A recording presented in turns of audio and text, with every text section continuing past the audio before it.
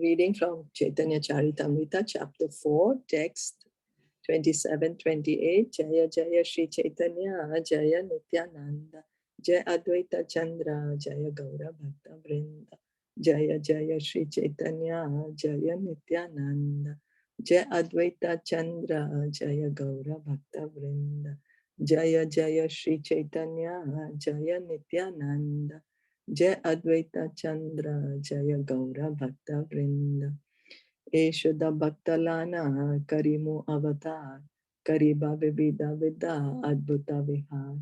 Vaikuntha Daye Nahi, Ye Leela Prachar, Se Leela Kariba, Yate Mora Chamatkar. Taking these pure devotees with me, I shall descend and sport in various wonderful ways, unknown even in Vaikuntha. I shall broadcast such pastimes by which even I am amazed. So here we are reading that Krishna, what was his thought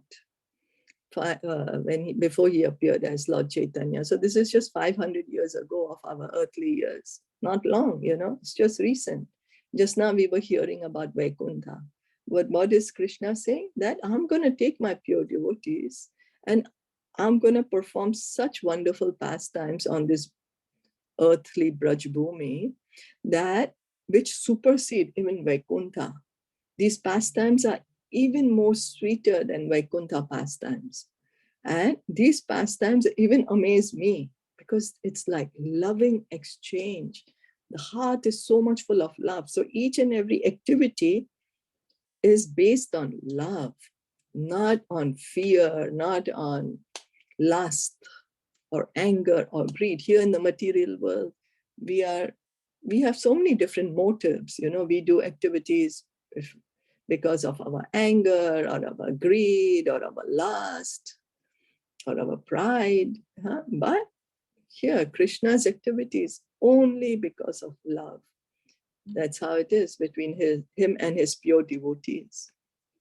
Lord Krishna, in the form of Lord Chaitanya, educates his devotees to develop progressively to the stage of pure devotional service. So what is this stage of pure devotional service? Loving exchange. Love, which is there in each and every one's heart.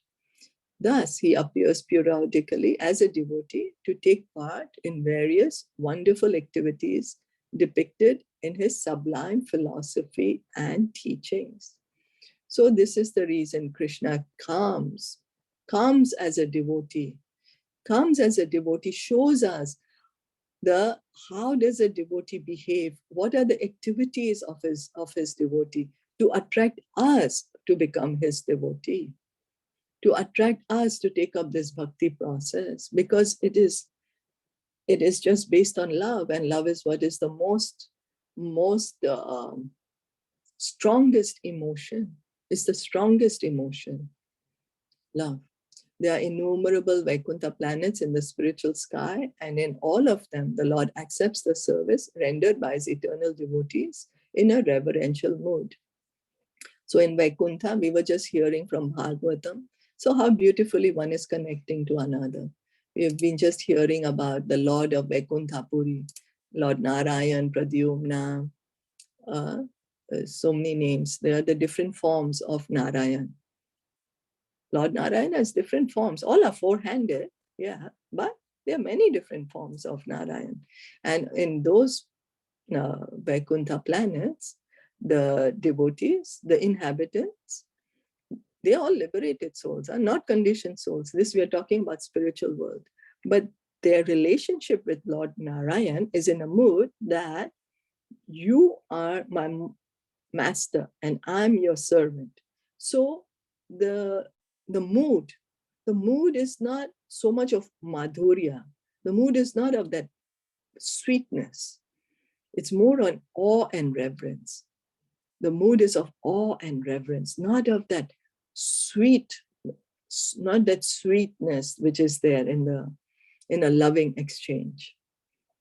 So therefore, Lord Sri Krishna presents his most confidential pastimes as he enjoys them in his transcendental realm. So Krishna, he values more the sweetness, and which is there in Braj Bhumi, in Golok Vrindavan, the highest planet of the spiritual world. Such pastimes are so attractive that they attract even the Lord, and thus he relishes them in the form of Lord Chaitanya. So Krishna also wants to feel the happiness that a devotee feels in his loving exchange with Krishna. So he came as Lord Chaitanya to try to feel, what is my devotee feeling? What is this love that my devotee is feeling for me? I want to experience that. So he's coming as a devotee. Mo vishaye gopi ganera upapati bhave yoga maya karibe ka apana prabhave. The influence of Yoga Maya will inspire the gopis with the sentiment that I am their paramour. Yoga Maya is the name of the internal potency that makes the Lord forget himself and become an object of love for his pure devotee in different transcendental mellows. So Krishna is God himself. He is God, but what does he want? He wants to forget he is God. He values loving relationships more than him feeling that, yes, I'm God and everyone is my junior. I am superior to everyone. You know, what does he value more? Values loving exchanges based on love. And that is the Yoga Maya. She helps him do that. She helps him forget that he's the Lord. And then, so when the gopis clap, the elderly gopis, they clap and they tell him, dance, Krishna, dance. And he dances because of the love. This Yoga Maya potency creates a spiritual sentiment in the minds of the damsels of Raj, by which they think of Lord Krishna as their paramour. This sentiment is never to be compared to mundane, illicit sexual love. It has nothing to do with sexual psychology, although the pure love of such devotees seem to be sexual. So it is this Yoga Maya potency, Krishna's internal energy, Krishna's spiritual energy, which enables the gopis, the younger girls, the young cowherd girls, that enables the gopis to look at Krishna as their lover, as their paramour. In this material world, our experience is only lust. So we also think, oh, it's a lusty affair between gopis and Krishna, because our experience is lust. We see, oh, young boy and girl get attracted is because of lust, because of the sexual desire. But in the spiritual world, there is no lust. It's all pure love. All pure love. One should know for certain that nothing can exist in this cosmic manifestation that has no real counterpart in the spiritual field. Now, this is something we should understand. One should know for certain that nothing can exist in this cosmic manifestation that has no real counterpart in the spiritual field. So whatever we are seeing in this material world has its reality in this spiritual world. It's not that the spiritual world is nothing. We are reading in the Sri Isopanisad that it's the complete whole. The Supreme Lord is the complete whole. So there is nothing missing in him. We cannot say, oh, there is form in the material world and God does not have a form. There's no form in the spiritual world. No, that means we have something that God doesn't have. That means we are greater than God, but that's not a fact. So anything and everything we see in this material world has its reality, the true form in the spiritual world. This material world is compared to a reflection. There can be a reflection only when there is a reality. When we stand in front of the mirror, we see our reflection. But that's because we, the person, is standing in front of the mirror. That's the reason the reflection is there. The decoration on the reflection is there.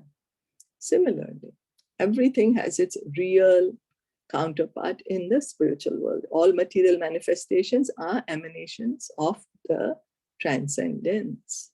The erotic principles of amorous love reflected and mixed material values are perverted reflections of the reality of spirit. But one cannot understand the reality unless one is sufficiently educated in the spiritual science. So here, what we goes in the name of love is actually lust. It's all lust, because love is so pure, right? Love is the purest emotion, and that's in the spiritual world. This material world is a perverted reflection. It's a perverted reflection. So that love is perverted into lust here. And that's what we are seeing. It's everything through lust. So that's why we are not able to understand, oh, how can we gopis and Krishna is pure love? Because in our experience, we are not able to experience it, right? Our experience is only lust. It's just mundane lust. Oh, boy and girl, so it has to be lust. How can you say it is love? But so, because we are not yet fully understanding, that's why at our position, what we have to do, simply hear and chant. Simply hear and chant about Krishna. Hear, chant the pastimes of how he's creating the material world. You know, we do not need to get too much into the Ras-Lila pastimes. That's our position. So amiha na jani taha na jane gopigana dunha rupa gune dunhar nitya hare mana. Neither the gopis nor I shall notice this, for our minds will always be entranced by one another's beauty and qualities. So in the spiritual sky, the Vaikuntha planets are predominated by Narayan. So there are so many Vaikuntha planets in the spiritual world, and in each of the planet, the worshipable deity is Lord Narayan. He's the one who's ruling each and every planet. We were just hearing from Bhagavatam the different names of Narayan. He is there ruling each and every planet. His devotees have the same features he does. And the exchange of devotion there is on the platform of reverence. So his devotees have the same features. We saw how the gatekeepers also have 4 arms. They are also bluish in color. They're looking same like Lord Narayan. You know, the only difference is that Lord Narayan has the Srivatsa, the mark of Lakshmi Devi on his chest, and he has the Kaustuba jewel. Otherwise, we cannot even know who's Narayan and who's not. So anyway, and in these planets, in the Vaikuntha planets, the devotion is there, the bhakti is there, they are pure devotees, but the mood is of reverence. This Narayan is my worshipable Lord. There is no that Madhurya is not there. It's all reverence. But above all these Vaikuntha planets is Goloka or Krishna Lok, where the original personality of Godhead, Krishna, fully manifests his pleasure potency in free loving affairs. So there are many, many Vaikuntha planets, many spiritual planets. And the highest of the spiritual planet is called Krishna Loka, or it's called Goloka. And in this Goloka or Krishna Loka, that is Krishna's personal home. He himself lives there. Krishna, Shyam Sundar Krishna, 2-handed Krishna, with a flute, with a peacock feather. You know, he lives there. And what does he do over there? He is fully manifesting his loving exchanges between him and his devotees. Pure loving affairs. Since the devotees in the material world know almost nothing about these affairs, the Lord desires to show these affairs to them. So we don't know the true loving affairs of Krishna and his devotees in Krishna Lok, in Golok Vrindavan. So how will we know? He comes to show us. He comes here. That's why 5,000 years ago he came. He came and he showed us his Braj Leela, his Dwarka Leela, how Mother Yashoda loves him so much. She's thinking, if I don't feed Krishna, he's going to die. If I don't punish him, he's going to become a thief. It's all based on love. And these are eternal pastimes. It's not mundane. It's not material like our activities. No, these are transcendental.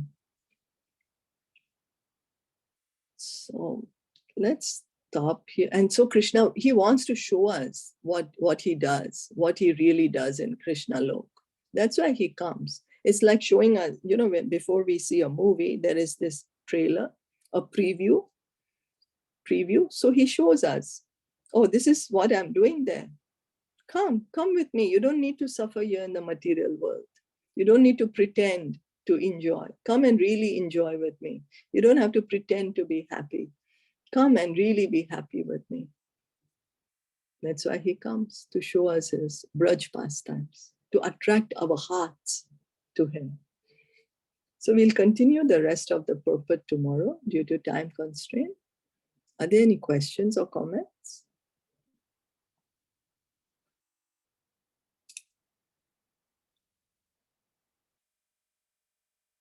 Not, then we'll stop here for today. Sri Caitanya Caritamrita ki jai, Srila Prabhupada ki jai, Gaur Premanande, Hari Bol, Hare Krishna.